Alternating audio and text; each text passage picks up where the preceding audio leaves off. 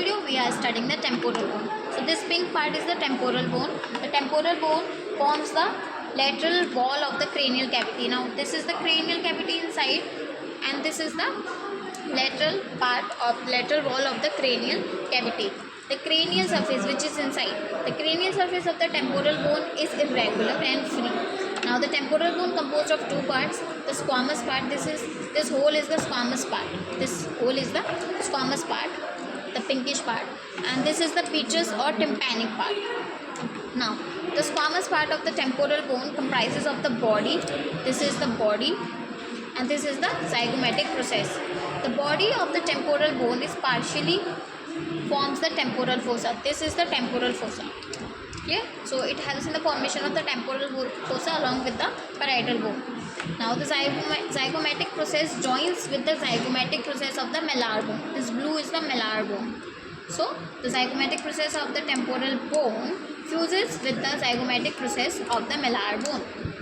Now there in the body we see laterally, here posteriorly we have this cavity. This is called the glenoid cavity, and behind this cavity there is a foramen. This we call the post glenoid foramen. This is the post glenoid foramen. See, this is the position of the post glenoid foramen here. Now let's move on to the tympanic or the petrous part. This parrot green color is the tympanic or the petrous part of the temporal bone.